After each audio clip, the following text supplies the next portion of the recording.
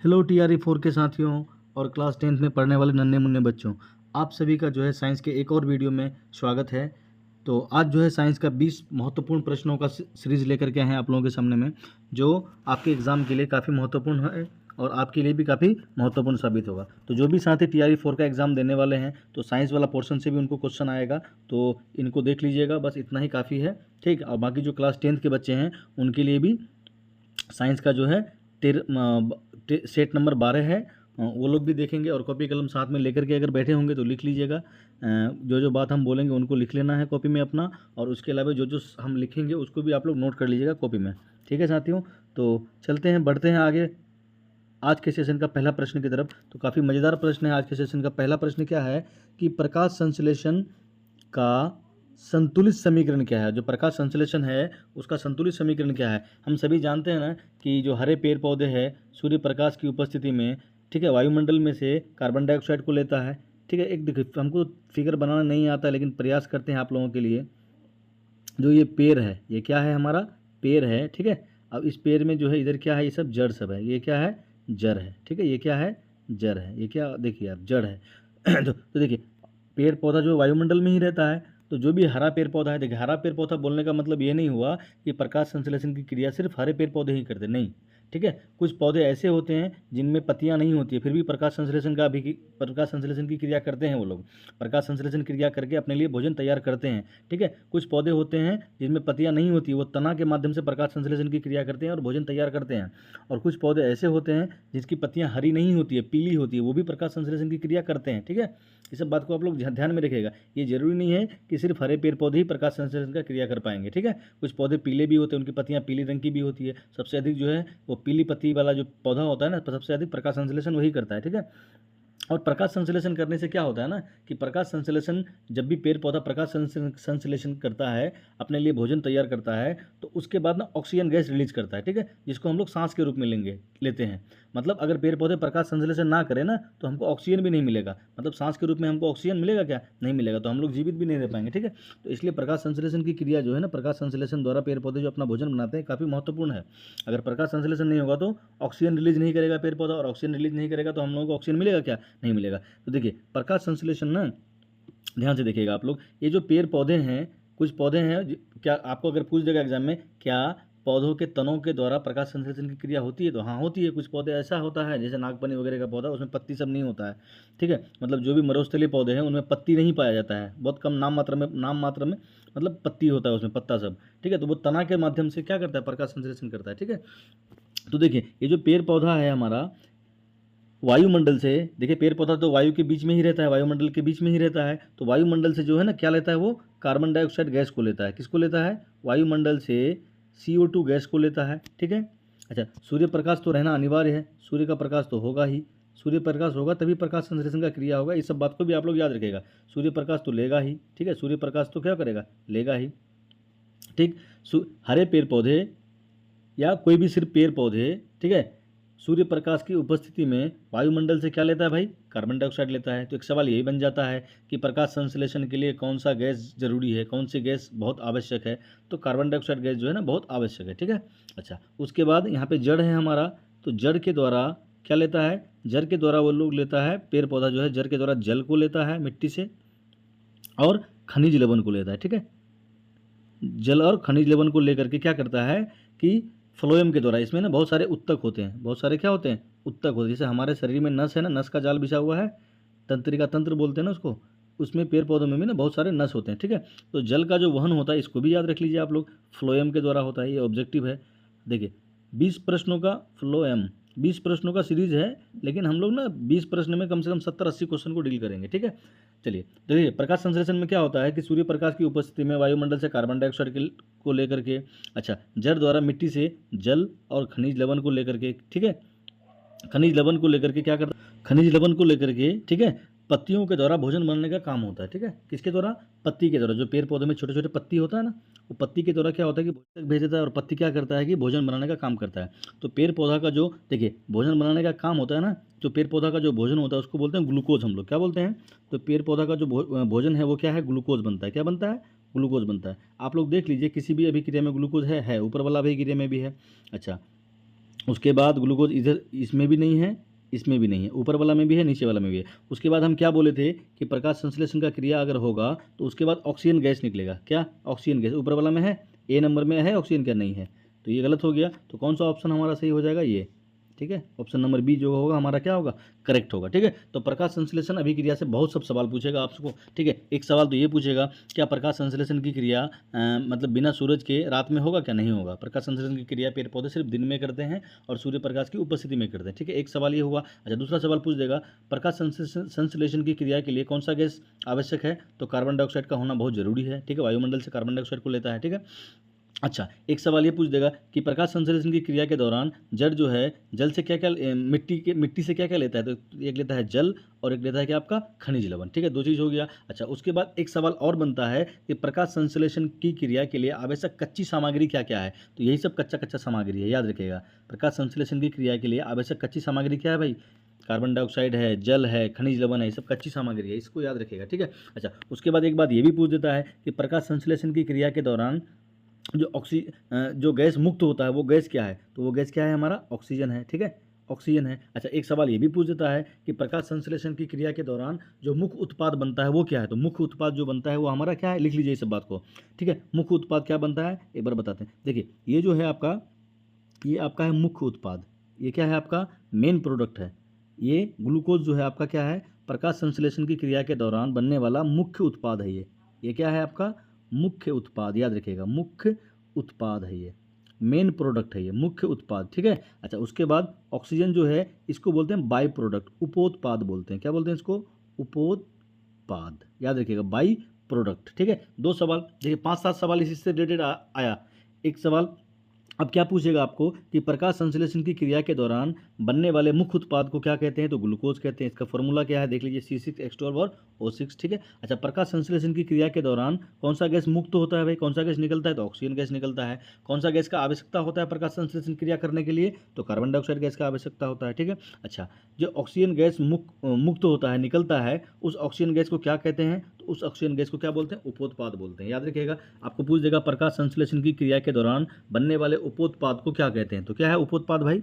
Oxygen है। ठीक है, अच्छा, उसके बाद एक सवाल ये भी पूछता है कि प्रकाश संश्लेषण की क्रिया के दौरान, इस सब बात को ना डैश दे दे करके, पॉइंट दे दे करके लिखते जाइएगा आप लोग। ठीक है, क्या सवाल था? प्रकाश संश्लेषण की क्रिया के दौरान प्रकाश संश्लेषण की क्रिया के दौरान जो ऑक्सीजन गैस निकलती है वो ऑक्सीजन गैस कहाँ से आती है? क्या कार्बन डाइऑक्साइड से आती है या ऑक्सीजन से, जल से आती है? बताइए, प्रकाश संश्लेषण की क्रिया के दौरान जो ऑक्सीजन गैस बाहर निकलती है वो ऑक्सीजन गैस किससे हमको प्राप्त होगा?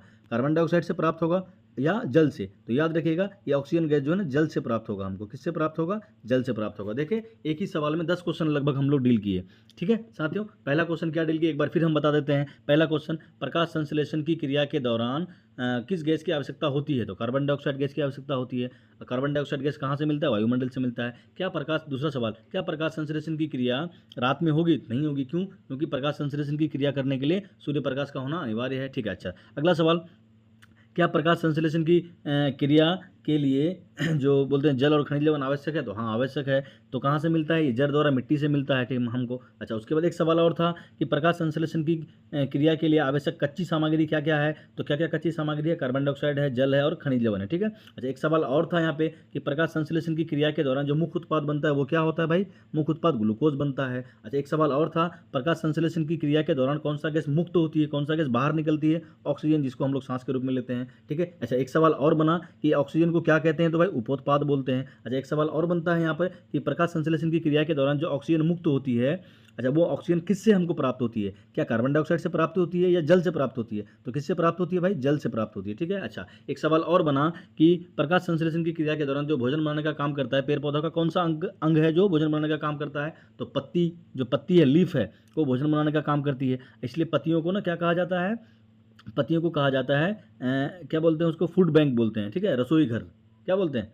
रसोई घर, मतलब भोजन बनाने का रसोई घर किसको कहते हैं? तो पत्ती सबको कहते हैं। ठीक है, अच्छा, उसके बाद एक सवाल और भी पूछ देता है कि पत्ती का रंग हरा क्यों होता है? ये भी हम लोग बता देंगे। क्लोरोफिल नामक वर्णक पाया जाता है, इसके कारण पत्ती का रंग क्या होता है? हरा होता है। अच्छा, एक सवाल और पूछेगा, क्या क्या प्रकाश संश्लेषण की क्रिया सिर्फ हरे पेड़ पौधे ही करते हैं? नहीं। ठीक है, क्या प्रकाश संश्लेषण की क्रिया सिर्फ पत्ती के द्वारा ही होता? नहीं। ठीक है, प्रकाश संश्लेषण की क्रिया जो है हरे पेड़ पौधे भी करते हैं, पीले पेड़ पौधे भी करते हैं, वो भी पौधे करते हैं जिनमें पत्तियां नहीं होती है। क्या प्रकाश संश्लेषण की क्रिया तना के द्वारा होता है? तो हाँ, तना के द्वारा होता है। जैसे कैक्टस है, मरुस्थलीय जो भी पौधे हैं वो तना के माध्यम से प्रकाश संश्लेषण की क्रिया करते हैं। ठीक है। अच्छा, एक सवाल ये भी है कि जल के द्वारा जो भी खनिज लवण है ऊपर पत्तियों तक कौन लेके जाता है भाई? तो जल का जो परिवहन होता है ना, जल का परिवहन, पौधों में जल का परिवहन कौन करता है? जाइलम। जाइलम नामक उत्तक पाया जाता है। क्या पाया जाता है भाई? जाइलम। जाइलम नामक उत्तक पाया जाता है जो जल का परिवहन करता है। किसका परिवहन करता है? जल का वहन करता है या परिवहन करता है। ठीक है। जल को नीचे से ढो करके ऊपर लेके जाता है कौन? जाइलम। अच्छा, एक सवाल और बनता है कि भोजन का परिवहन कौन करता है? जो भोजन बना ना भाई, देखिए भोजन किसके द्वारा बनता है? पत्ती के द्वारा। तो पत्ती से जो भोजन तैयार है पौधों के विभिन्न अंगों में भेजने का काम किसका है? फ्लोएम का। किसका काम है भाई? जो फ्लोएम है उसका काम है। ठीक है। किसका काम है? फ्लोएम का। फ्लोएम। तो याद रखिएगा, भोजन को फूड बोलते हैं, तो एफ से फूड हो गया आपका, एफ से फ्लोएम हो गया। तो तैयार भोजन को पौधों के विभिन्न भागों तक भेजने का काम किसका है भाई? फ्लोएम का। आशा करते हैं कि आप लोग देखिए, एक क्वेश्चन में 10-15 क्वेश्चन हम लोग डील करके जा रहे हैं आगे। तो खास करके जो क्लास 10 के बच्चे हैं, कोई भी सवाल पूछेगा आपको, एक भी सवाल का आंसर आप लोग मतलब बिना दिए हुए नहीं आइएगा, सारे सवालों का आंसर देना है। ठीक है। अच्छा, उसके बाद जो TRE 4 के साथी है उसके लिए तो ये अमृत है। ये वीडियो जो है ना, साइंस का जितना भी सीरीज हम डाले हैं ये सब अमृत है। वो सभी साथी, अगर TRE 4 वाले सभी साथी साइंस का ये सारा सीरीज देख करके जाएंगे ना, तो एक भी क्वेश्चन को छोड़ करके नहीं आएंगे। ठीक है साथियों, चलिए आगे बढ़ते हैं अगला क्वेश्चन की तरफ। क्लास 10 में तो आपको पूछ ही देता है ना कि प्रकाश संश्लेषण के लिए संतुलित समीकरण लिखो, 2 नंबर का ऐसे भी पूछ देता है। इस समीकरण को याद रखिएगा आप लोग। ठीक है। चलिए अगला प्रश्न की ओर, अगले प्रश्न की तरफ बढ़ते हैं हम लोग। अगला प्रश्न है, दूसरा प्रश्न है हमारा। क्या दूसरा प्रश्न है? पढ़ते हैं, पढ़िए, आप लोग भी आंसर देने का प्रयास कीजिए। ठीक है। कि क्या बोल रहा है कि जब लोहे की कील, ठीक है, जब लोहा का कील, लोहा मतलब आयरन, ठीक है, कील को कहाँ डाल रहे हैं? तांबे के सल्फेट के नीले विलयन में डालते हैं तो विलयन का रंग कैसा हो जाता है? ठीक है। देखिए क्या बोल रहा है कि लोहा है, लोहा, क्या बोलता है भाई? लोहा। ठीक है, लोहा, उसको किस में डाल रहा है? तांबा का सल्फेट, तांबा को बोलते हैं कॉपर, तांबा को क्या बोलते हैं हम लोग? कॉपर, मतलब कॉपर सल्फेट, कॉपर सल्फेट। ठीक है, इसको क्या बोलते हैं? Copper sulphate. ठीक है। इसमें जब लोहा को डालते हैं, कॉपर सल्फेट का विलयन में लोहा को डालते हैं ना, तो क्या अभिक्रिया होता है? देखते हैं। अच्छा, यहाँ से हमको देखने में समझ में क्या आ रहा है कि भाई ये एक यौगिक है। अच्छा, और ये कि क्या है? तत्व है। और हम लोग यहाँ ये भी जानते हैं कि लोहा जो है हमारा, लोहा कॉपर से क्या है? अधिक अभिक्रियाशील तत्व है। ठीक है। तो लोहा जो है ना, कॉपर को क्या करेगा? कॉपर सल्फेट वाला विलयन से, मतलब इस विलयन से कॉपर को हटा देगा। कॉपर को क्या करेगा? हटा देगा। तो FeSO4 हो जाएगा, मतलब फेरस सल्फेट हो जाएगा। और उसके बाद जो है कॉपर को क्या करेगा? विस्थापित कर देगा। तो कॉपर को क्या करेगा? ये हटा देगा। तो इससे एक बात ये भी समझ में आ रहा है कि ये जो अभिक्रिया है, विस्थापन अभिक्रिया। कैसा अभिक्रिया है भाई? विस्थापन अभिक्रिया है। अच्छा, एक बात और देखते हैं, इस कॉपर सल्फेट को हम लोग नीला थोथा भी बोलते हैं। क्या बोलते हैं? नीला कशिश या नीला थोथा। ये भी सवाल है आपका एग्जाम में, ये भी सवाल आपका एग्जाम में आएगा। इसको क्या बोलते हैं? नीला थोथा या नीला कशिश, ये भी याद रखिएगा। नीला थोथा बोले या कशिश बोले, एक ही बात है। ठीक है। कॉपर सल्फेट को क्या बोलते हैं? नीला थोथा बोलते हैं या नीला कशिश बोलते हैं। ठीक है। अच्छा, वहीं पर एक चीज़ आया है फेरस सल्फेट, इसको बोलते हैं हरा कशिश। क्या बोलते हैं इसको? हरा थोथा या हरा कशिश। हरा थोथा, ठीक है, या हरा कशिश बोलते हैं इसको। ठीक है, हरा कशिश। तो आप लोग देख लीजिए क्या सवाल पूछा था आपको। सवाल क्या पूछा है आप लोग खुद देख लीजिए कि जब लोहा का कील को कॉपर सल्फेट, मतलब तांबा का सल्फेट का नीला विलयन में डालते हैं। देखिए नीला था ना, कॉपर सल्फेट का रंग कैसा था? नीला, इसलिए इसको नीला थोथा बोलते हैं। तो नीला विलयन में डालते हैं तो विलयन का रंग कैसा हो जाएगा? देखिए विलयन का रंग कैसा हो गया? हरा हो गया है। फेरस सल्फेट मतलब इसका रंग क्या होता है? हरा होता है। ठीक है। फेरस सल्फेट को हरा थोथा या हरा कशिश बोलते हैं। तो रंग कैसा हो जाएगा भाई? हरा हो जाएगा। ठीक है। कैसा रंग हो जाएगा? हरा हो जाएगा। देखिए आपको हर सवाल का रीजन भी देंगे कि इसका आंसर जो है बी क्यों हुआ, हरा क्यों होता है। तो देखिए क्योंकि ये विस्थापित हो कर देता है ना कॉपर को। ठीक है। कॉपर के कारण ही उसका रंग नीला था, उसको हटा करके अधिक अभिक्रियाशील वाला जो लोहा है वो बैठ गया, इसलिए उसका जो है ना रंग क्या होता है? बदल जाता है। ठीक है। एक सवाल आपको ये भी पूछता है कि जब लोहे की कील को कॉपर सल्फेट के विलयन में डालते हैं तो उसका रंग क्यों बदल जाता है? तो इसको आपको ये समीकरण लिखना होता है, उसके बाद लिखना पड़ता है क्योंकि लोहा जो है ना कॉपर को हटा देता है, इसलिए उसका रंग बदल जाता है। ठीक है साथियों, समझ में आ रहा होगा आप लोगों को। और इन सब को ना आप लोग अपना कॉपी में लिख लीजिए, कॉपी में लिख लीजिएगा। जब दोबारा रिवीजन कीजिएगा ना तो आपको फिर ना, या फिर मतलब दोबारा रिवीजन करने के बाद मन में रखिएगा इस सब बात को, तो एग्जाम में आपको ना बहुत आसानी होगी। ठीक। चलिए अगले प्रश्न की तरफ बढ़ते हैं हम। तीसरा जो प्रश्न है, रासायनिक समीकरण को संतुलित करना क्यों आवश्यक है? रासायनिक समीकरण को संतुलित करना क्यों आवश्यक है? देखिए, रासायनिक समीकरण को ना संतुलित करना इसलिए आवश्यक है कि हम लोग द्रव्यमान संरक्षण का नियम पढ़े थे, जिसको लवाइजी ने दिया था। किसने दिया था? कहीं कहीं लवाइजी लिखा हुआ रहता है, कहीं कहीं लभुआजे लिखा हुआ रहता है। ठीक है, द्रव्यमान संरक्षण का नियम क्या कहता है कि रासायनिक अभिक्रिया से पहले और रासायनिक अभिक्रिया के बाद, ठीक है, मतलब रासायनिक अभिक्रिया से पहले मतलब समझ रहे हैं आप, तीर के निशान का इस तरफ का जो भी तत्व है और तीर के निशान का राइट साइड में जो भी तत्व बनेगा, इसका द्रव्यमान जो है ना, इसका जो द्रव्यमान है और इधर का जो द्रव्यमान है, इसको हम लोग बोल सकते हैं ना, इसको बोलते हैं क्या? अभिकारक। इसको बोलते हैं अभिकारक और इसको बोलते हैं क्या हम लोग? उत्पाद। मतलब अभिकारक तत्व का कुल द्रव्यमान उत्पाद तत्व के कुल द्रव्यमान के बराबर होना चाहिए। ठीक है, क्यों बराबर होना चाहिए? क्योंकि द्रव्यमान जो है ना, द्रव्यमान को हम लोग ना तो बढ़ा सकते हैं और ना ही घटा सकते हैं। ये द्रव्यमान संरक्षण का नियम कहता है। ठीक है, और द्रव्यमान संरक्षण का नियम दिया कौन था? तो लवाइजीए कहीं लिखा हुआ रहता है, कहीं लभुआजे लिखा हुआ रहता है, तो याद रखिएगा द्रव्यमान संरक्षण का नियम किसने दिया था? लभुआजे कहिए या लवाइजीए कहिए, एक ही बात है। ठीक है, अच्छा, तो द्रव्यमान संरक्षण का नियम भी आप समझ गए। क्या होता है कि द्रव्यमान संरक्षण का नियम के अनुसार क्या होता है कि किसी भी रासायनिक अभिक्रिया में जो अभिकारक होता है, मतलब तीर के लेफ्ट साइड में जो भी तत्व रहता है, और जो उत्पाद होता है, मतलब तीर के राइट साइड में जो भी तत्व होता है, उनका कुल द्रव्यमान जो है ना बराबर होता है। ठीक है, क्यों बराबर होता है? क्योंकि द्रव्यमान संरक्षण का नियम कहता है कि किसी भी रासायनिक अभिक्रिया के दौरान ना ही द्रव्यमान को बढ़ा सकते हैं, ना ही द्रव्यमान को घटा सकते हैं। मतलब ना ही द्रव्यमान को बढ़ाया जाएगा, ना ही द्रव्यमान को घटाया जाएगा। इसको ही हम लोग द्रव्यमान संरक्षण का नियम कहते हैं, जिसका प्रतिपादक कौन था? तो लवाइजीए था। ठीक है, तो इसका आंसर क्या हो जाएगा? आप लोग खुद देख लीजिए, द्रव्यमान संरक्षण के नियम का पालन करना। ठीक है, इसका आंसर क्या हो जाएगा भाई? इसका आंसर जो होगा बी हमारा करेक्ट आंसर होगा। ठीक है, कौन सा आंसर होगा? बी जो होगा हमारा करेक्ट आंसर होगा। चलिए आगे बढ़ते हैं अगले प्रश्न की तरफ। द्रव्यमान संरक्षण नियम का भी आप लोग परिभाषा भी आप लोग लिख लीजिए, जो हम बोले हैं उसको, उससे परिभाषा भी याद हो जाएगा, ये भी याद हो जाएगा द्रव्यमान संरक्षण का नियम दिया कौन था। ठीक है, चलिए आगे बढ़ते हैं। अगला चौथा प्रश्न है, लोहे की वस्तुओं को जंग लगने से बचाने के लिए किस धातु की परत चढ़ाई जाती है? देखिए, जो भी लोहा का वस्तु है ना, वो जब भी अम्ल, आर्द्रता, नमी, मतलब ऑक्सीजन, और ऐसा समझिए कि ऑक्सीजन और जल के संपर्क में आने से ना वस्तुओं पर जंग लगना शुरू हो जाता है। लोहे की वस्तुओं पर जंग लगना क्या हो जाता है? शुरू हो जाता है। ठीक है, तो इसलिए जंग लगना शुरू होता है। जंग का फॉर्मूला भी याद रख लीजिएगा, बार बार पूछता है, Fe2O3। ये जंग का फॉर्मूला है। जंग का सूत्र क्या होता है? Fe2O3 होता है। इसलिए ना जो भी लोहा है उसको हम लोग जैसे लोहा का दरवाज़ा बनाते हैं, लोहा का खिड़की बनाते हैं ना, तो उसको पेंट कर देते हैं। पेंट इसलिए करते हैं ताकि वो जो लोहा है ना ऑक्सीजन के संपर्क में ना आ पाए, जल के संपर्क में ना आ पाए। ठीक है, जब तक ऑक्सीजन और जल के संपर्क में नहीं आएगा तब तक किसी भी लोहा का वस्तु हो या कोई भी वस्तु हो, चांदी हो, आपका तांबा हो, कुछ भी हो, उस पर जंग नहीं लगेगा। ठीक है, जंग नहीं लगेगा। जंग लगने का मेन कारण क्या है कि वो वस्तु खुली हवा में है, मतलब ऑक्सीजन के संपर्क में है और जल के संपर्क में है, तभी जंग लगता है, नहीं तो जंग नहीं लगेगा। अच्छा, जंग का सूत्र भी आप लोग याद रख लीजिएगा, ये जंग का सूत्र है। ठीक है, तो यहाँ बोला है लोहे की वस्तुओं को जंग लगने से बचाने के लिए क्या करते हैं? जंग बचाने के लिए किस धातु की परत चढ़ाते हैं? तो किस धातु की परत चढ़ाते हैं भाई? तो जस्ता एक धातु है ना, जिंक, जिसको हम लोग क्या बोलते हैं? जिंक। तो जिंक की परत चढ़ाते हैं। ठीक है, जिंक की क्या करते हैं? परत चढ़ाते हैं। और देखिए, लोहे की वस्तुओं को जंग से बचाने के लिए जिंक की परत चढ़ाते हैं। इस बात को एक स्पेशल नाम दिया गया है, जिसको बोलते हैं यसद लेपन। क्या बोलते हैं इसको? यसद लेपन। याद रखिएगा आप लोग, यसद लेपन समझ में आया? क्या, किसको कहेंगे यसद लेपन? मतलब लोहे से बनी वस्तुओं को, ठीक है, जंग लगने से बचाने के लिए उस पर जिंक की परत चढ़ाई जाती है। विद्युत अपघटन के द्वारा जिंक की परत चढ़ाई जाती है।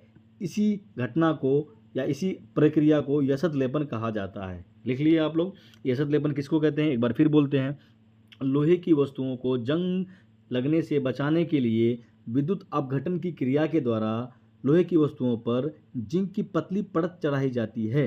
ठीक है, जिसको हम लोग यसद लेपन कहते हैं। अब जिंक की पतली परत क्यों चढ़ाई जाती है? क्योंकि लोहा जो है ऑक्सीजन और पानी के संपर्क में ना आए इसलिए उस पर पतला सा जिंक का परत चढ़ा दिया जाता है। ठीक है, इसी प्रक्रिया को बोलते हैं यसद लेपन। ठीक है, अच्छा उसके बाद देखो जंग लगने से बचाने के लिए ना पेंट भी करते हैं, ग्रीसिंग करते हैं, तो बहुत सब प्रक्रिया है जंग से बचाने का। अच्छा उसके बाद यहाँ पर कुछ कुछ ऑप्शंस भी है, उसको भी लेके चलते हैं। सोना जो है ना प्रकृति में मुक्त अवस्था में पाई जाती है, प्रकृति में मुक्त अवस्था में पाई जाती है, मुक्त अवस्था में पाई जाती है। ठीक है, मुक्त अवस्था में पाई जाने वाली धातु है, ये अवस्था में पाई जाती है। ठीक है, और सबसे पहले जो धातु में बांटने का काम किया था ना, तो सबसे पहले इसी धातु का खोज हुआ था, ये भी याद रखिएगा। सोना का सबसे पहले पता चला था कि ये क्या है, मतलब धातु है। ठीक है, अच्छा प्रकृति में मुक्त अवस्था में पाया जाता है सोना। अच्छा ये ना सोना जो है सबसे अधिक तन्य है, सबसे अधिक तन्य धातु अगर आपको बोलेगा, सबसे अधिक तन्य और सबसे अधिक आघातवर्ध है, सबसे अधिक आघातवर्ध है धातु। आघात क्या बोलते हैं इसको, आघातवर्ध है, आघातवर्ध लिख लीजिए आप लोग। आघातवर्ध धातु जो है वो भी क्या है, सोना ही है हमारा। ठीक है, समझ में आया, चलिए। अच्छा उसके बाद तांबा है, तो तांबा के बारे में भी जानते हैं। तांबा का बर्तन वगैरह है घर में, वो उससे खाना वाना खाते हैं, पानी वानी पीने के लिए, अच्छा सेहत मतलब सेहत के लिए अच्छा माना जाता है तांबा को। और चांदी के बारे में है, देखिए चांदी, चांदी के बारे में है।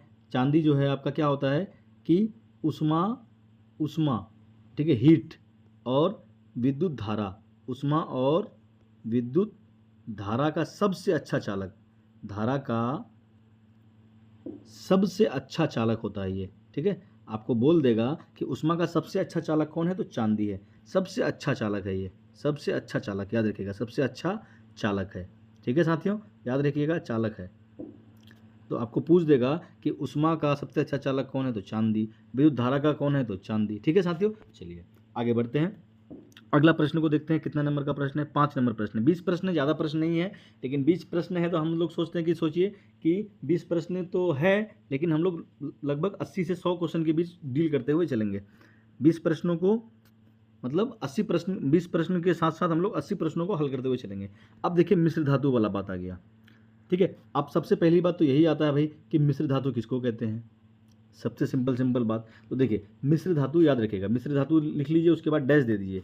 देखिए मिश्र धातु किसको कहते हैं, देखिए दो या दो से अधिक धातु, या एक धातु और एक अधातु, या ऐसा भी बोल सकते हैं कि एक धातु या एक से अधिक, मतलब धातु मतलब देखिए एक धातु या एक अधातु, या दो से अधिक धातुओं के समांगी मिश्रण को, कैसे मिश्रण को, समांगी मिश्रण को क्या बोलते हैं हम लोग, मिश्र धातु कहते हैं। ठीक है, मिश्र धातु मतलब कि दो से अधिक धातु या एक धातु और एक अधातु के समांगी मिश्रण को क्या बोलते हैं हम लोग, मिश्र धातु कहते हैं। ठीक है, अब देखिए मिश्र धातु क्यों बनाते हैं, ये भी सवाल है कि मिश्र धातु आखिर क्यों बनाते हैं। देखिए मिश्र धातु इसलिए बनाया जाता है ना, क्योंकि मिश्र धातु जो है ना धातुओं की तुलना में ज़्यादा मजबूत होता है, धातुओं की तुलना में क्या होता है, ज़्यादा मजबूत होता है, धातुओं की तुलना में ज़्यादा शक्तिशाली होता है। ठीक है, धातुओं की तुलना में इसका गलनांक अच्छा होता है, गलनांक उच्च होता है, ज़्यादा गलनांक होता है। ठीक है, जल्दी गलता नहीं है ये, अधिक विद्युत धारा आने पर भी गलता नहीं है, इसलिए मिश्र धातु बनाया जाता है। ठीक है,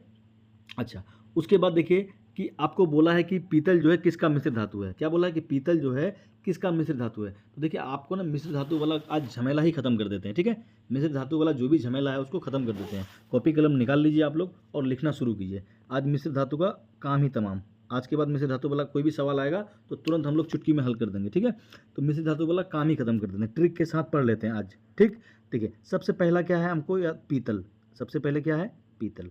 ठीक, चलिए पीतल, तो पीतल को आप याद रखिएगा पिताजी से, शॉर्टकट ट्रिक बता रहे हैं आपको।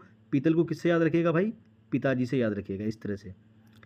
पीतल को किससे याद रखना है आपको, पिताजी से याद रखना है, अपने आप याद हो जाएगा। ठीक है, तो पीतल किसका किसका मिश्र धातु है, आपको याद रखना है पिताजी से। किससे याद रखना है भाई, पिताजी से याद रखना है, पीतल आपको याद हो जाएगा। ठीक, पीतल को किससे याद रखेंगे, तो पिताजी। तो देखिए पी से क्या हो गया आपका, पीतल हुआ, पी से क्या हो गया, पीतल, इसका तो काम खत्म हो गया।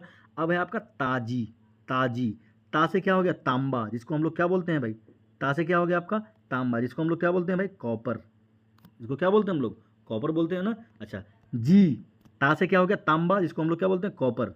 अच्छा जी, जी है, जी से क्या होता है, जिंक, जिसको हम लोग ZN बोलते हैं ना, जी से क्या हो गया हमारा, जिंक। तो याद हो गया आपको, पीतल जब भी बोलेगा तो पीतल को किससे याद रखेंगे, पिताजी।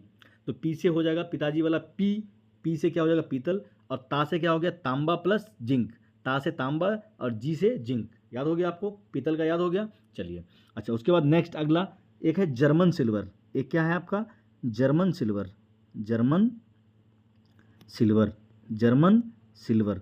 आज मिश्र धातु वाला काम को तमाम कर देंगे हम लोग। जर्मन सिल्वर, इसका शॉर्टकट याद रखेगा, जर्मन सिल्वर को शॉर्टकट में याद रखेगा क्या आप लोग, एकदम सीधा सीधा, ठीक है। नेताजी कहाँ गया घूमने के लिए, याद रखेगा, जो नेताजी होता है ना, जीता दो उसको, उसके बाद चला जाएगा वो जर्मनी घूमने के लिए। कहाँ चले जाएगा, जर्मनी, ऐसे याद रखिएगा, ठीक है। जो नेता होता है हमारे देश का, उसको मतलब जीतने के बाद वो कहाँ चला जाता है घूमने के लिए, जर्मनी घूमने चले जाता है, ठीक है। तो क्या याद रखना है, जर्मन सिल्वर को नेताजी से याद रखना है। किससे याद रखना है भाई, नेताजी से। अब ने है, ने से क्या हो गया आपका, निकेल, ने से क्या हो गया आपका, निकेल। शॉर्टकट ट्रिक है ये भैया, इससे ज़्यादा खतरनाक कोई ट्रिक होगा ही नहीं, ठीक है। ने से क्या हो गया, निकेल। अच्छा, ता से क्या हो गया आपका, तांबा, जिसको कॉपर बोलते हैं, ठीक है, तांबा। अच्छा, उसके बाद जी से क्या हो गया आपका, जिंक, याद हो गया आपको। तो जर्मन सिल्वर कहीं दिखेगा तो क्या याद आ जाएगा कि नेताजी। नेताजी कहाँ जाता है घूमने के लिए भाई, जर्मनी घूमने जाता है, तो काम खत्म जर्मन सिल्वर का। नेताजी से ने से निकेल, ता से तांबा और जी से जिंक। अच्छा, इसको हम लोग संकेत के रूप में भी लिख सकते हैं। निकेल को एनआई बोलते हैं ना, एनआई संकेत होता है, तांबा का कॉपर होता है, जिंक का जर्डन होता है, ठीक है। चलिए नेक्स्ट अगला देखते हैं। आज मिश्र धातु वाला काम तमाम कर देंगे, कॉपी कलम में आप लोग नोट कर लीजिए बढ़िया से। चलिए अगला देखते हैं क्या है, अगला देखते हैं क्या है मिश्र धातु। अगला एक मिश्र धातु बार बार पूछता है आपको, क्या पूछता है कि गन मेटल। क्या पूछता है बार बार, गन मेटल, बार बार एग्जाम में पूछता है ये गन मेटल। आज के बाद पूछेगा, एक भी मतलब एक भी बच्चा जो भी देखेगा, एक भी साथी जो भी देख रहे हैं TRE 4 वाला, कभी गलत नहीं होगा, ठीक है। तो गन मेटल को शॉर्टकट ट्रिक में याद रखना है आपको, गन मेटल को शॉर्टकट ट्रिक से याद रखेगा। बताइए गन को कहाँ पे छुपा के रखते हैं, एक बात आप खुद बताइए। आपके पास अगर गन है तो गन को कहाँ पे रखते हैं छुपा करके, आप खुद सोचिए। जैकेट में रखते हैं ना, जैकेट के अंदर कितना सब जेब होता है, उसमें छुपा करके रख देते हैं हम लोग। क्या गन अगर आपके पास है तो गन को कहाँ रखते हैं छुपा करके, जैकेट में छुपा करके रखते हैं, ठीक है, जैकेट में छुपा करके रखते हैं, ठीक है। अब ज है, जो से क्या हो जाएगा आपका, के से क्या हो जाएगा, ट से क्या हो जाएगा, तो जैसे आपका हो जाएगा जिंक।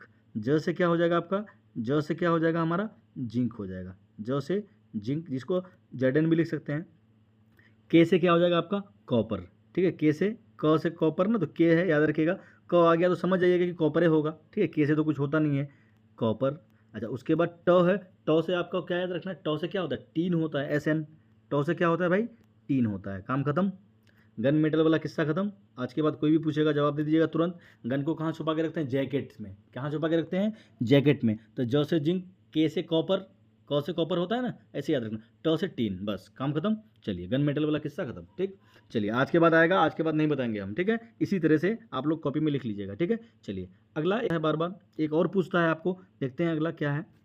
अगला एक सवाल और पूछता है, स्टेनलेस स्टील। एक बार बार पूछता है, हर एक एग्जाम में पूछता है। एक है स्टेनलेस स्टेनलेस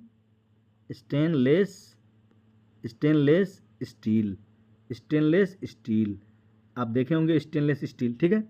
मतलब ऐसा स्टील जिस पर जंग, स्टेनलेस स्टील में कभी भी जंग नहीं लगता, इस बात को याद रखेगा। कहेगा कि इसमें जंग नहीं लगता है कभी, तो स्टेनलेस स्टील में कभी भी जंग नहीं लगता। जैसे ब्लेड है आपका, ठीक है, ब्लेड सब, उसमें जंग लगता है, नहीं लगता है कभी जंग, ठीक है। तो साइकिल का हैंडल वगैरह है, जिंक का परत चढ़ा हुआ रहता है, वो भी स्टेनलेस स्टील ही है, उस पर भी जंग नहीं लगता है, ठीक है। तो स्टेनलेस स्टील जो है किसका, देखिए आप स्टेनलेस स्टील को ध्यान ऐसे रखिएगा, कैसे ध्यान रखिएगा। स्टील का बर्तन सबका घर में होता है कि नहीं होता है, बताइए आप। स्टील का बर्तन जो है सबका घर में होता है, मतलब हर कॉलोनी में ना, जितने लोग रहते हैं हर कॉलोनी में स्टेनलेस स्टील का इस्तेमाल करता है। मतलब आपको ध्यान में रखना है, जो स्टील का बर्तन है हर कॉलोनी के लोगों के पास, हर कॉलोनी में जितने भी घर है सबके पास स्टील का बर्तन होता है। बस हो गया याद आपको, ठीक है। स्टेनलेस स्टील जहाँ भी देखे तो समझ लीजिए कि स्टील, अच्छा स्टील, जो स्टील का बर्तन होता है। तो कॉलोनी, कॉलोनी मतलब समझ रहे हैं ना, एक कॉलोनी में बहुत सारे घर होते हैं, तो कॉलोनी मतलब समझिए शहर समझ लीजिए या गांव समझ लीजिए, जो समझिए। तो कॉलोनी में हर एक के घर में ना स्टील का बर्तन होता है, ऐसे याद रख लीजिए। तो का से क्या हो जाएगा आपका, सिंपल सा, देखिए क से क्या है, कॉपर है, और कुछ होगा क्या, क से क्या हो जाएगा आपका, क से हो जाएगा आपका, या देखिए एक मतलब स्टील वाला बात है ना, तो स्टील तो हर कॉलोनी में होगा।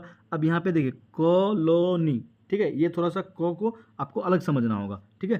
कॉलोनी, तो क से हो जाएगा आपका क्रोमियम, क्या हो जाएगा भाई, क से क्या हो जाएगा, क्रोमियम, क से क्रोमियम, क से क्या हो जाएगा, क्रोमियम, इसको CR बोलते हैं ना, क्रोमियम, क्रोमियम, ठीक है। अच्छा उसके बाद लो से क्या हो जाएगा, आप जानते हैं लो से तो सिंपल सा है, लो से क्या हो जाएगा, लो से हो जाएगा आपका लोहा, लो से क्या हो जाएगा भाई, लोहा हो जाएगा, लो से लोहा हो जाएगा।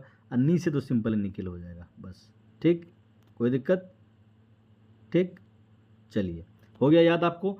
तो स्टेनलेस स्टील जहाँ भी रहेगा, तो स्टील मतलब स्टील का बर्तन सबका घर में रहता है, मतलब हर एक कॉलोनी में जो है ना स्टेनलेस स्टील रहता ही है। तो कौ से क्या हो जाएगा, क्रोमियम, लो से लोहा, और नी से क्या हो जाएगा, निकेल। ठीक है साथियों, हो गया, आपको याद हो गया। चलिए अगला देखते हैं, और भी पूछता है मिश्र धातु वाला। आज मिश्र धातु का किस्सा खत्म कर देंगे हम लोग। ठीक है, मिश्र धातु एक बार और पूछता है, डच मेटल, एक और पूछता है डच मेटल। क्या पूछता है, डच मेटल, कॉपी में लिख लीजिएगा तभी होगा। ठीक है, डच मेटल, इसका शॉर्टकट ट्रिक याद करने का है डच मेटल का। देखिए डच कंपनी सब आया था भारत। ठीक है, तो आप लोग इस तरह से ध्यान में रखिए, जो डच है ना, डच कंपनी है वो, देखिए कंपनी सब यहाँ आया था, मतलब जो भी ब्रिटेन था वहाँ से, जो भी था ना पुर्तगाल था, वहाँ के लोग यहाँ आकर के क्या करने आया था, मतलब कंपनी खोलने के लिए आया था। तो देखिए वो लोग सेठ साहूकार लोग होगा, तो वो क्या पहनेगा, ज़्यादा पैसा वाला था ना वो, तब ना कंपनी खोलने आया था। तो वो सर पे क्या लगा के रखता था, ताज, ऐसे याद रखना। ठीक है, क्या लगा के रखता था, ताज। तो सिंपल है, याद हो गया आपको, ताज। ता से क्या हो गया भाई, ता से क्या हो गया आपका तांबा, ता से क्या हो गया भाई तांबा, और जौ से क्या हो गया तो जिंक, जौ से क्या हो गया आपका जिंक, कोई दिक्कत नहीं। डच, डच को याद रखना है ताज से, डच को किससे याद रखना है, ताज से। तो क्या हो जाएगा, तांबा और जिंक। चलिए अच्छा, और भी कुछ है, और भी पूछता है आपको एग्जाम में, एक और देखते हैं क्या है, एक और है आपका एग्जाम में पूछता है, जो बार बार पूछता है ये। ठीक है, एक होता है टाका।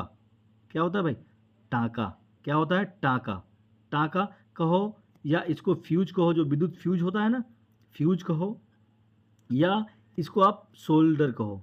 सोल्डर मतलब तारों को चिपकाने के लिए गर्म करके जो लगाता है, बाजा का मैकेनिक सब, रेडियो ऑडियो का मैकेनिक सब, जो टीवी वीवी का मैकेनिक सब, जो मोबाइल का मैकेनिक सब होता है ना, दो तार को पिघला करके जो चिपकाने का काम करता है, उसको बोलते हैं सोल्डर।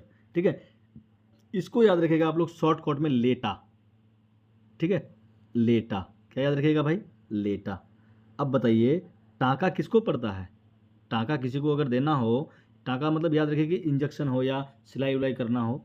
ठीक है, टाका, टाका किसको पड़ता है, जो बीमार उमर होगा, और जो बेचारा बीमार होगा तो वो लेटा हुआ ही रहेगा ना, तो इसको शॉर्टकट में याद क्या रखना, लेटा से। क्या याद रखना है आपको, लेटा। जो बीमार रहेगा वो बेचारा क्या रहेगा, लेटा हुआ ही रहेगा ना, लेटा हुआ है उसको टाका लगा देते हैं। ठीक है, इंजेक्शन लगा देते हैं, ऐसे याद रखोगे। ठीक है, लेटा, लेटा से क्या हो जाएगा आपका, ले से लेड होता है, इसको शीशा बोलते हैं भाई, लेड। और टा से क्या हो जाएगा आपका, टीन, टा से क्या हो जाएगा, टीन। लेड को शीशा भी बोलते हैं, संकेत में लिखेंगे तो पी भी होगा इसका। ठीक है, तो टाका का याद रखिएगा, टाका का, फ्यूज का, शोल्डर का। ठीक है, सबका एक ही होता है। ठीक है, तीनों का। लेटा से याद रखना है, ले से लेड, टी से टा से टीन हो गया। ठीक है, उसे टी से टीन होना चाहिए था, तो ट है ना, पकड़ लीजिए आप, ट से टीन हो गया। ठीक है, तो टाका किसको लगता है, कोई भी बीमार आदमी है उसको टाका लगता है, तो लेटा करके लगता है, ऐसे याद रखिएगा। ठीक है, तो आज के बाद से जब भी आपको आपके पास मिश्र धातु वाला आएगा तो एक भी गलत नहीं होना चाहिए। ठीक है, और मिश्र धातु जो भी आएगा ना, अभी प्रैक्टिस सेट में जो भी मिश्र धातु आएगा हम कुछ बताएंगे ही नहीं, आपको खुद से करना है। ठीक है, चलिए आगे बढ़ते हैं साथियों, अगले प्रश्न की तरफ। काफ़ी टाइम ले लिया ये वाला प्रश्न। अगला जो प्रश्न है हमारा, छठा प्रश्न है, सोडियम, सोडियम एवं पोटेशियम को सुरक्षित रखा जाता है। ठीक है, जो सोडियम है पोटेशियम है। ठीक है, सोडियम और पोटेशियम, एक बात याद रखिएगा, जितनी भी धातु होती है वो सभी धातुएं क्या होती है, वे कठोर होती है। ठीक है, लेकिन ये तीनों धातु लीनाक बोलते हैं। क्या बोलते हैं इसको, लीनाक। ये ली से क्या हो गया, लिथियम, Na से क्या हो गया, सोडियम, और K से क्या हो गया आपका, पोटेशियम। ये तीनों धातु जो ना बहुत ज़्यादा मुलायम होता है। ठीक है, काफ़ी मुलायम होता है, इतना मुलायम होता है कि इसको चाकू से हम लोग आसानी से काट सकते हैं, इसको ना चाकू से काट सकते हैं, इतना मुलायम होता है। जैसे केक काटते हैं चाकू से, इसी तरह से जो है ना, इतना मुलायम होता है ये तीनों धातु, इसको चाकू से हम लोग काट सकते हैं, इसको भी याद रखिएगा। ठीक है, अच्छा वहीं पर ये दोनों जो है ना भैया, ये दोनों बहुत अधिक अभिक्रियाशील है। ठीक है, ये दोनों क्या है, बहुत अधिक अभिक्रियाशील है। अच्छा इसके बारे में भी पूछता है, लिथियम के बारे में पूछता है, सबसे हल्की धातु है ये, क्या है, सबसे हल्की धातु, सबसे हल्का तत्व नहीं, तत्व होता तो हाइड्रोजन हो जाता। सबसे हल्की धातु अगर आपको बोलेगा कि सबसे हल्की धातु कौन है, सबसे हल्की धातु, तो सबसे हल्की धातु याद रखिएगा लिथियम। ठीक है, अच्छा सबसे अधिक मुलायम धातु, तो ये तीनों तो हो जाएगा। ठीक है, अच्छा ये दोनों जो है ना बहुत अधिक अभिक्रियाशील है। इसको ये सोडियम देखिए, जिसको तीर लगाएं इस तरह से, सोडियम और पोटेशियम बहुत अधिक अभिक्रियाशील है। इसको अगर हम लोग खुली हवा में छोड़ देंगे ना, तो ऑक्सीजन के साथ रिएक्शन करके ना आग पकड़ लेगा इस पर। जलना शुरू हो जाएगा ये। तो इसलिए इसको ना मिट्टी का तेल में डुबा करके रखते हैं। कहाँ डुबा करके रखते हैं? मिट्टी का तेल में डुबा करके रखते हैं। ठीक है साथियों। अच्छा, एक बात और पूछता है, ये सोडियम जो है ना जल में अगर डालोगे ना तो जल में, पानी में तैरते रहता है। ये जल में क्या होता है? तैरते रहता है। कौन? सिर्फ सोडियम तैरता रहता है, सिर्फ सोडियम। ठीक है, सिर्फ सोडियम जल में तैरता रहता है। और इन दोनों को डुबा के रखते हैं मिट्टी का तेल में। कहाँ डुबा के रखते हैं? मिट्टी का तेल में। देखिए 4-5 प्रश्न यहाँ से ही पूछ देगा आपको। चलिए आगे 7 नंबर प्रश्न को देखते हैं। क्या है 7 नंबर प्रश्न? एटीपी को किस नाम से जाना जाता है? एटीपी का फुल फॉर्म जानते हैं आप लोग? Adenosine triphosphate. ठीक है, मतलब जो भी वायवीय शोषण जीव करते हैं, मतलब हम लोग सांस लेते हैं उससे ऑक्सीजन है, ऑक्सीजन क्या करता है, जो भी हम लोग भोजन खाते हैं उसको पचाने का काम करता है, और पचाने के बाद क्या बनता है? हमारा ग्लूकोज बनता है। और ग्लूकोज से जो ऊर्जा निकलती है ना, जो ऊर्जा, वो ऊर्जा जो है एटीपी के रूप में संग्रहित रहती है, जमा रहती है। ठीक है, तो इसलिए एटीपी को बोलते हैं कोशिका का ऊर्जा मुद्रा। क्या बोलते हैं? ऊर्जा का सिक्का कहा जाता है। कोशिका का ऊर्जा का सिक्का या ऊर्जा मुद्रा कहा जाता है एटीपी को। एटीपी का फुल फॉर्म आप जानते हैं ना? एडिनोसिन या साइन, एडिनोसाइन ट्राइफॉस्फेट, एडिनोसाइन ट्राइफॉस्फेट बोलते हैं। क्या बोलते हैं भाई? एडिनोसाइन ट्राइफॉस्फेट, एडिनोसाइन या एडिनोसिन ट्राइफॉस्फेट। एटीपी को ऊर्जा मुद्रा या ऊर्जा का सिक्का कहते हैं। मतलब जो कुछ भी हम लोग खाते पीते हैं, ऑक्सीजन को लेकर के उसको वो पच जाता है, वो पच जाने के बाद जो ग्लूकोज बनता है, तो और ग्लूकोज से जो ऊर्जा निकलता है ना, वो ऊर्जा एटीपी के रूप में ही जमा रहता है, संग्रहित रहता है। ठीक है, ठीक। चलिए आगे 8 नंबर प्रश्न को देखते हैं। अत्यधिक व्यायाम करने से, जब हम लोग बहुत अधिक व्यायाम करते हैं या बहुत अधिक मेहनत करते हैं या बहुत अधिक देर तक लिखते रहते हैं ना, तो हमारा जो मांसपेशी है वहाँ पे अकड़ आ जाता है, थोड़ा सा दर्द टाइप का महसूस होता है हमको। तो दर्द टाइप का क्यों महसूस होता है? क्योंकि वहाँ पे ना ऑक्सीजन की कमी हो जाती है। क्या होती है? ऑक्सीजन की कमी हो जाती है, और ऑक्सीजन की कमी हो जाने से लैक्टिक अम्ल बनने लगता है। क्या बनने लगता है? लैक्टिक अम्ल बनने लगता है, जिसके कारण से हमारी मांसपेशियों में दर्द, ऐंठन आना शुरू हो जाता है। ठीक है, जैसे हम लोग पढ़ने बैठे हैं, बहुत देर तक लिखते हैं ना, तो जो ये है कांधा है, वहाँ पर क्या होता है कि ऐंठन आना शुरू हो जाता है, दर्द आना शुरू हो जाता है। ठीक है, क्यों होता है भाई ऐसा? क्योंकि ऑक्सीजन की कमी हो जाती है, और ऑक्सीजन की कमी होने से लैक्टिक अम्ल बन जाता है, और जिसके कारण से हमको ना दर्द या ऐंठन आना शुरू हो जाता है। ठीक है, चलिए अगला सवाल को देखते हैं।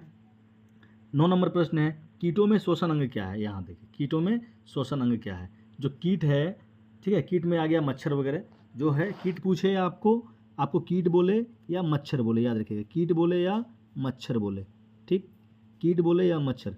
तो देखिए मादा एनाफिलीज नामक मच्छर है, जो है उसको काटने से क्या होता है? मलेरिया होता है हमको। क्या होता है? मलेरिया होता है। तो जो कीट या मच्छर बोले, उसका जो श्वास लेने का अंग होता है ना, वो होता है श्वास नलिकाएं, ट्रेकिया जिसको बोलते हैं। क्या बोलते हैं? ट्रेकिया। क्या बोलते हैं भाई?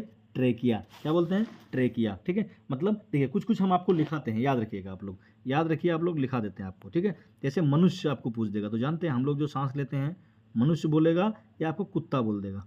कभी कभी पूछ देता है कुत्ता भी, ये फेफड़ा से सांस लेता है। किससे लेता है भाई? फेफड़ा।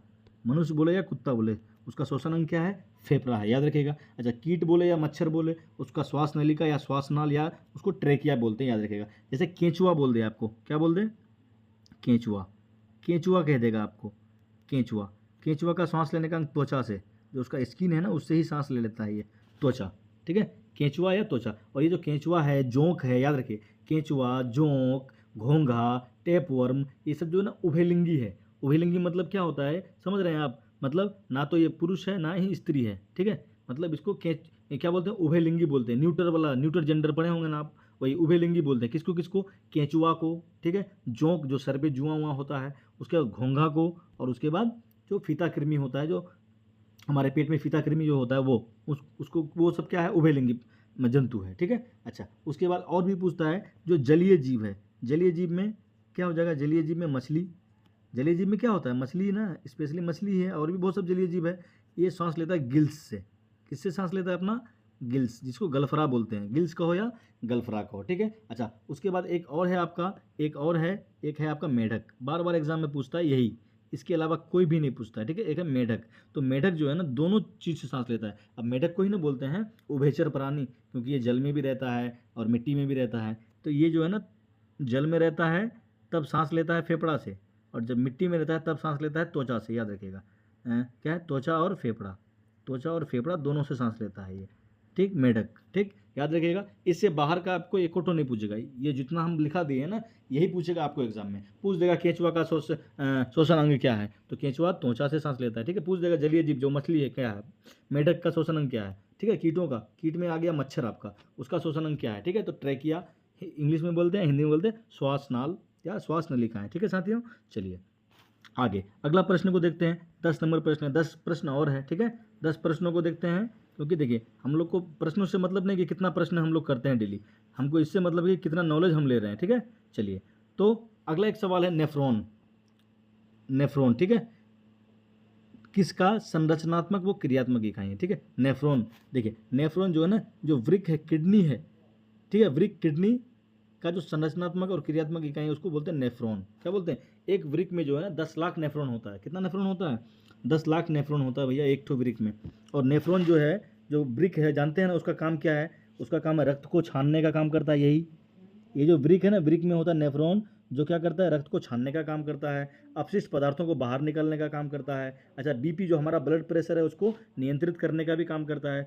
शरीर में जो है उसका पीएच मान मतलब अम्लीयता और क्षारीयता को बनाए रखने का काम करता है, यही हमारा नेफ्रॉन, ठीक है, याद रखिएगा साथी, ठीक है। चलिए तो वृक्क की संरचनात्मक और क्रियात्मक इकाई को क्या बोलते हैं, नेफ्रॉन बोलते हैं। और नेफ्रॉन को हिंदी में बोलते हैं वृक्काणु, ये भी याद रखिएगा, वृक्काणु। नेफ्रॉन देगा ही नहीं तो क्या कीजिएगा, वृक्काणु, ठीक है। वृक्क की संरचनात्मक व क्रियात्मक इकाई को क्या बोलते हैं भाई, वृक्काणु बोलते हैं। चलिए अगले प्रश्न की ओर बढ़ते हैं। अगला प्रश्न है हमारा, वायवीय श्वसन में अंतिम उत्पाद क्या है, ठीक है। वायवीय श्वसन आपको बताए थे कि ऑक्सीजन की उपस्थिति में होता है, और इस श्वसन में क्या होता है कि बहुत अधिक मात्रा में ऊर्जा की प्राप्ति होती है हमको। और जो भी जीव है, हम लोग जैसे मनुष्य है, कुत्ता, शेर, बाघ, बिल्ली है, जो वायवीय श्वसन करते हैं। और कुछ कुछ जैसे कवक है, जीवाणु है, ये सब जो है अवायवीय श्वसन करते हैं, ठीक है। तो वायवीय और अवायवीय श्वसन में अंतर पिछला वीडियो में हम बता चुके हैं। अच्छा, नहीं बताए हैं मतलब पिछला वीडियो में तो बता ही चुके हैं, फिर होगा तो नेक्स्ट वीडियो में वायवीय और अवायवीय में आपको अंतर स्पष्ट करा देंगे पूरा जानकारी के साथ, ठीक है। चलिए तो वायवीय श्वसन का अंतिम उत्पाद क्या होता है, तो वायवीय श्वसन में ना देखिए क्या होता है कि कार्बन डाइऑक्साइड निकलेगा, जल निकलेगा, और हमको बहुत अधिक ऊर्जा मिलता है। मतलब एक ग्लूकोज अणु का टूटने से, एक ग्लूकोज अणु का टूटने से हमको 38 एटीपी ऊर्जा मिलता है। कितना एटीपी, एक ग्लूकोज का अणु टूटने से, एक ग्लूकोज का अणु टूटने से हमको 38 एटीपी ऊर्जा मिलता है, ठीक है, याद होगा आपको। चलिए अगला प्रश्न को देखते हैं हम। अगला प्रश्न क्या है हमारा, अगला प्रश्न है आपका नेक्स्ट प्रश्न, देखिए 12 नंबर, दो तंत्रिका कोशिकाओं के मध्य खाली स्थान को क्या कहते हैं। जो दो तंत्रिका कोशिकाएं हैं, देखिए अब है आपका तंत्रिका कोशिका। नर्वस सिस्टम के बारे में आप लोग पढ़े होंगे, जो हमारे शरीर का नियंत्रण और समन्वय मतलब तालमेल बैठाने का काम करता है। जैसे हम बोलेंगे, क्या बोलना है, तो सोच समझ करके ही बोलते हैं, सोचना, समझना, तर्क करना, याद करना, घूमना फिरना, और जो बाहरी वातावरण है उससे जो कभी हमको गर्मी लगता है, कभी हमको ठंडा लगता है, उन सभी तालमेल को बैठाने का काम कौन करता है, यही हमारा तंत्रिका तंत्र करता है। क्या करता है, ये तंत्रिका तंत्र। और इस तंत्रिका तंत्र को ना किस नाम से जाना जाता है पता है, किस नाम से जाना जाता है बोलिए तो नर्वस सिस्टम के नाम से जाना जाता है। इसमें भी होता है पीएनएस और सीएनएस होता है। अच्छा, इस तंत्रिका तंत्र के माध्यम से ना देखिए बहुत भाग है इसका, पढ़ेंगे इसमें, मस्तिष्क के बारे में पढ़ेंगे, मेरुरज्जु के बारे में पढ़ेंगे, ठीक है, इन सब के बारे में पढ़ेंगे, ठीक है। तो तंत्रिका तंत्र को ना देखिए क्या कहा जाता है, याद रखिएगा, जो तंत्रिका तंत्र है इसका क्रियात्मक और संरचनात्मक इकाई, तंत्रिका तंत्र। वृक्क का क्रियात्मक और संरचनात्मक क्या था भैया, तो हमारा था नेफ्रॉन, ठीक है। अब यहाँ पे है तंत्रिका तंत्र का क्रियात्मक और संरचनात्मक, क्रियात्मक और संरचनात्मक इकाई को क्या कहते हैं, क्रियात्मक और संरचनात्मक इकाई को क्या कहते हैं, संरचनात्मक इकाई को क्या कहते हैं, तो इसको हम लोग बोलते हैं न्यूरॉन। क्या बोलते हैं भाई, न्यूरॉन। न्यूरॉन का संरचना भी आपको एग्जाम में आता है, न्यूरॉन, ठीक है। न्यूरॉन, न्यूरॉन में भी भाग होता है, डेंड्राइट्स होता है, एक्सॉन होता है, सिनेप्स होता है, ठीक है।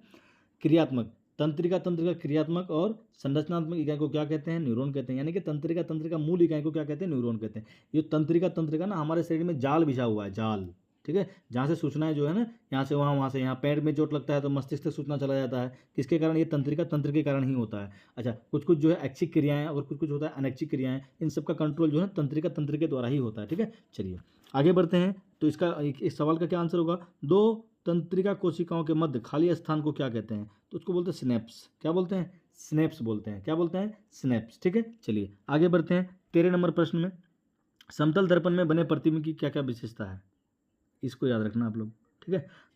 तो समतल दर्पण जो है ना, उसमें जो प्रतिबिंब बनता है, हमेशा प्रतिबिंब बनता है भाई सीधा और आभासी बनता है। आभासी का मतलब ही होता है सीधा, सीधा और आभासी बनता है, याद रखिएगा। हमेशा कहीं पर भी वस्तु को रखो, उसका जो प्रतिबिंब बनेगा हमेशा क्या बनेगा, सीधा और आभासी बनेगा। अच्छा, कुछ कुछ बात को नोट कर लीजिएगा, ठीक है। समतल दर्पण द्वारा बनने वाला प्रतिबिंब का विशेषता, दर्पण द्वारा बनने वाले, आप लोग लिख लीजिए, समतल दर्पण द्वारा बनने वाले प्रतिबिंब जो प्रतिबिंब होगा, प्रतिबिंब की विशेषताएं लिख लीजिए आप लोग, ठीक।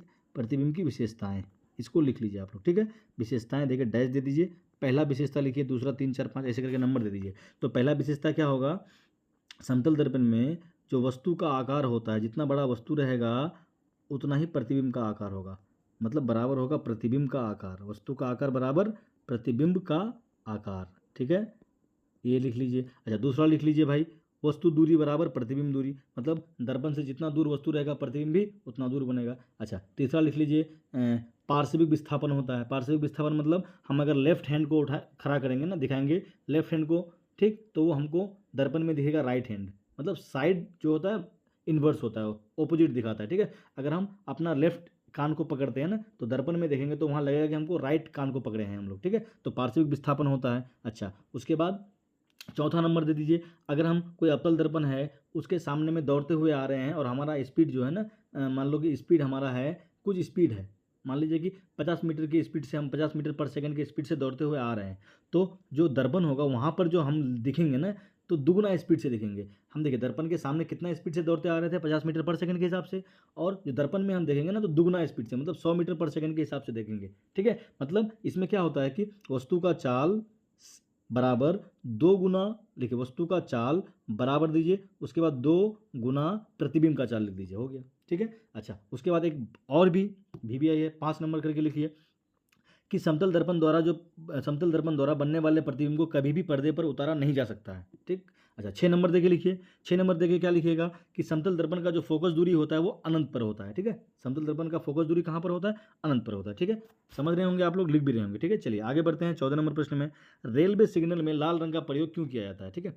अब देखिए लाल रंग का वर्ण विक्षेपण वाला घटना आप जानते होंगे, वर्ण विक्षेपण वाला घटना जानते हैं ना आप, स्पेक्ट्रम वाला, कि जब एक श्वेत प्रकाश की किरण को किसी प्रिज्म से गुजारते हैं तो वो 7 रंगों में बढ़ जाता है। कितना रंग में बढ़ जाता है, 7 रंगों में क्या होता है भाई, ऐसे 7 रंगों में बढ़ जाता है। कितना रंग हो, 2 4 5, एक 6 और एक 7, चलिए यहीं से निकाल देते हैं, 7 रंग, 7 रंगों में बढ़ जाता है। और सबसे ऊपर में होता है रेड और सबसे नीचे होता है वायलेट, इसको बोलते हैं VIBGYOR, ठीक है, OR, विबजियोर, 7 रंगों में बढ़ जाता है। तो देखिए सबसे कम कौन सा रंग मुड़ा है, तो सबसे रंग मुड़ा कौन सा है, तो लाल रंग सबसे कम मुड़ा है, मतलब सबसे कम अगर मुड़ा है तो इसका मतलब इसका तरंग दैर्घ्य सबसे ज़्यादा होगा, तरंग दैर्घ्य समझ रहे हैं, तरंग दैर्घ्य सबसे ज़्यादा होगा, मतलब, और प्रकीर्णन सबसे कम होगा, तरंग दैर्घ्य ज़्यादा होगा और प्रकीर्णन जो होगा क्या होगा, छितराव सबसे कम होगा, प्रकीर्णन सबसे कम होगा, ठीक है।